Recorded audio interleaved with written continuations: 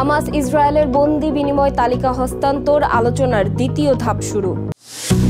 Freedom ফ্লোটিলার সব জাহাজ আটক, যাত্রীদের ফেরত পাঠানোর ঘোষণা। ইরাকে সাধারণ ক্ষমায় মুক্ত ৩৫,০০০-এর বেশি কারাবন্দী। ওমানে সড়ক দুর্ঘটনায় ৭ বাংলাদেশি নিহত। মধ্যপ্রাচ্যের রাজনৈতিক, অর্থনৈতিক সহ সবশেষ খবরাখবর আপনাদের সামনে এক নজরে তুলে ধরছি আমি সামিরা বাঁধন।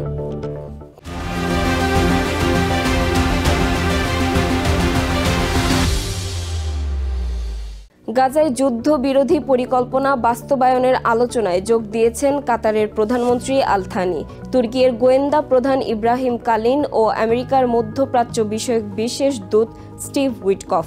এছাড়া প্যালেস্টাইনের আরও 2টি সশস্ত্র যোদ্ধা দলও ইজিপ্টের আলোচনায় অংশ নেবে। এদিকে ইজিপ্টের রিসোর্ট শহর শার্ম আল শেখে টানা 2 দিনের পরোক্ষ আলোচনা শেষে বুধবার পারস্পরিক বন্দি বিনিময় তালিকা হস্তান্তর করেছে হামাস ও ইসরায়েল। ইয়াহিয়া সিনওয়ার এবং মোহাম্মদ সিনওয়ারের মরদেহ সহ 6 জন হাই প্রোফাইল বন্দির মুক্তি চেয়েছে হামাস। গাজায় যুদ্ধবিরতির বাস্তবায়নে টানা 2 দিনের আলোচনা শেষে বুধবার পারস্পরিক বন্দি বিনিময় তালিকা হস্তান্তর করেছে হামাস ও ইসরায়েল।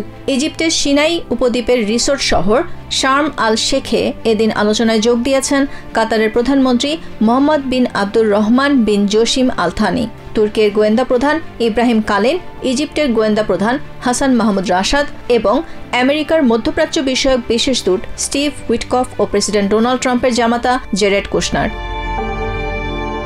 এছাড়া ইজিপ্টের আলোচনায় আরও যুক্ত হয়েছে হামাস সমর্থিত প্যালেস্টাইনের সশস্ত্র যোদ্ধাদের দল ইসলামিক জিহাদ ও popular front for the liberation of Palestine বা PFLP।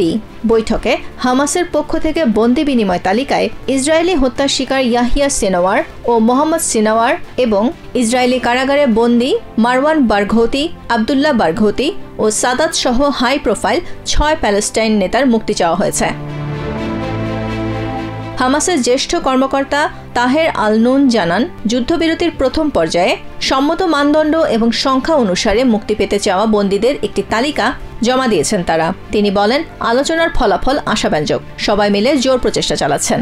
এছাড়া আলোচনায় কাতার, তুর্কি ও ইজিপ্টের শীর্ষ কর্মকর্তাদের অংশগ্রহণকে শক্তিশালী অনুপ্রেরণা হিসেবে স্বাগত জানিয়েছে হামাস। এক বিবৃতিতে হামাস বলছে, তাদের অংশগ্রহণ নেতানিয়াহুর আগ্রাসন অব্যাহত রাখার কৌশলকে দুর্বল করবে। এদিকে যুদ্ধবিরতি কার্যকরে বর্তমানে ইসরায়েলের আক্রমণকে একমাত্র বাধা বলে মন্তব্য করেছেন তুর্কির প্রেসিডেন্ট রিসেপ তাইপ এরদোয়ান। তিনি বলেন, শান্তি প্রতিষ্ঠায় হামাস ইতিবাচকভাবে সাড়া দিয়েছে।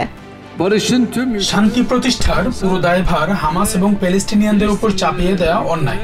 বর্তমানে শান্তির পথে সবচেয়ে বড় বাধা হলো ইসরায়েলের আক্রমণ। প্রেসিডেন্ট ট্রাম্পের স্পষ্ট আহ্বান সত্ত্বেও ইসরায়েল আক্রমণ চালিয়ে যাচ্ছে, যা ইতিবাচক পরিবেশকে ক্ষতিগ্রস্ত করছে। Nahid Sihan, TVN 24 news desk.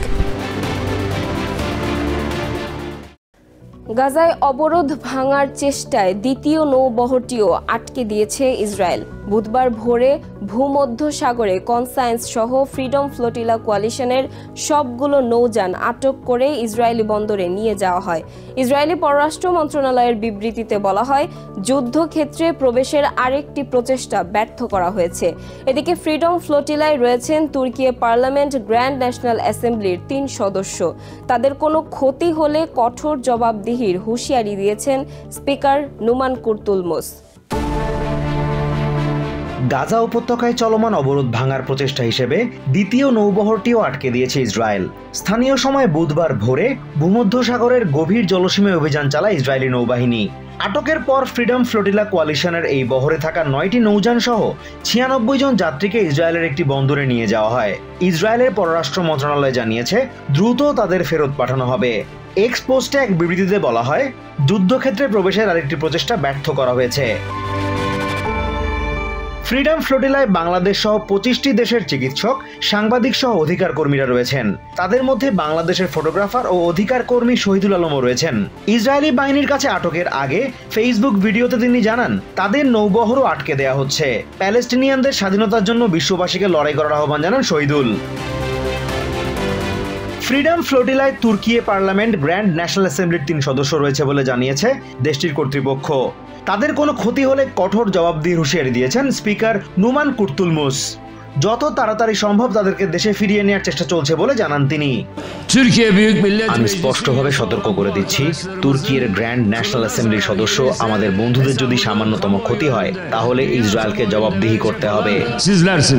এদিকে গত সপ্তাহে আটক হওয়া গাজা অভিমুখে যাত্রা করা গ্লোবাল সুমুদ ফ্লোটিলার উদ্যোক্তা সুইডিশ পরিবেশ কর্মী গ্রেটা থুনবার্গ নিজ দেশে ফিরেছেন।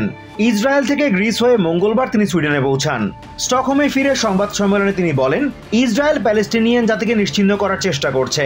প্যালেস্টিনিয়ানদের দুর্দশার কথা হাজারবার বলা সত্ত্বেও বিশ্ব নেতারা পদক্ষেপ নেন না বলে আক্ষেপ করেন তিনি। ব্যক্তিগতভাবে আমি কিরকম নির্যাতনের শিকার হয়েছি তা শেয়ার করতে চাই না, কারণ আমি চাই না গণমাধ্যমে গ্রেটাকে নির্যাতন করা হয়েছে এমন শিরোনাম হোক। এখানে আসল গল্পটি প্যালেস্টাইনের। আমরা গণহত্যা বন্ধ করতে চাই, দখলদারিত্ব এবং অবিচারের অবসান চাই। এছাড়া গাজায় ত্রাণ বহনকারী নৌযানকে বাধা দেয়া এবং যাত্রীদের আটকের ঘটনায় নিন্দা জানিয়েছেন মালয়েশিয়ার প্রধানমন্ত্রী আনোয়ার ইব্রাহিম। বুধবার এক বিবৃতিতে তিনি ফ্লোটিলায় থাকা মালয়েশিয়ার নাগরিকদের অবিলম্বে মুক্তির দাবি জানান। Azimur Rashid Kanak, TVN24 news desk. ইরাকের সংশোধিত মানবাধিকার আইনের আওতায় ৩৫,০০০-এর বেশি কারাবন্দীকে মুক্তি দেওয়া হয়েছে। বুধবার দেশটির সুপ্রিম জুডিশিয়াল কাউন্সিল প্রকাশিত সেপ্টেম্বর মাসের সর্বশেষ পরিসংখ্যানে এই তথ্য উঠে আসে। এক বিবৃতিতে কাউন্সিল জানায়, সংশোধিত সাধারণ অ্যামনেস্টি ও মানবিক মর্যাদা আইন পাশ হওয়ার পর ৩৫,২০৩ জন কারাবন্দী সাধারণ ক্ষমা পেয়েছে। এছাড়া গ্রেপ্তারের আদেশ জারি হওয়া এবং অনুপস্থিতিতে বিচারের সম্মুখীন ১৪৩,৯২৪ জন অপরাধীও এই আইনের আওতায় এসেছেন। ইরাকি কর্মকর্তারা এই পদক্ষেপকে কারাগারের ভিড় কমানো এবং বৃহত্তর ক্ষমার জন্য রাজনৈতিক দাবি পূরণের উদ্দেশ্য বলে বর্ণনা করেছেন। ওমানের আল ওয়াস্তা প্রদেশে সড়ক দুর্ঘটনায় ৭ বাংলাদেশি নিহত হয়েছে। বুধবার স্থানীয় সময় বিকেলে দুকুম সিদ্রা এলাকায় এই ঘটনা ঘটে।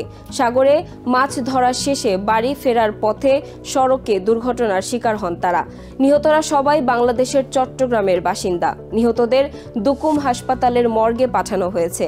ঘটনাস্থলের প্রবাসী বাংলাদেশিরা জানিয়েছেন, কাজ শেষে তারা মাইক্রোবাস যোগে বাসায় ফিরছিলেন। এ সময় দুর্ঘটনায় তাদের গাড়িটি দুমড়ে মুচড়ে যায়। এ ঘটনায় বাংলাদেশের চট্টগ্রাম জেলার সন্দ্বীপে শোকের ছায়া নেমে এসেছে। বিদেশের মাটিতে একসঙ্গে একই এলাকার এত জনের প্রাণহানির ঘটনায় শোক প্রকাশে নিহতদের বাড়িতে ভিড় করছেন এলাকাবাসী। এক নজরে প্রতিদিন মধ্যপ্রাচ্যের খবর জানতে চোখ রাখুন TVN24 নিউজ নেটওয়ার্কের ইউটিউব ও ফেসবুক পেজে। নিউ ইয়র্ক থেকে সম্প্রচারিত TVN24 টেলিভিশন বিশ্বজুড়ে বাঙালির কণ্ঠস্বর।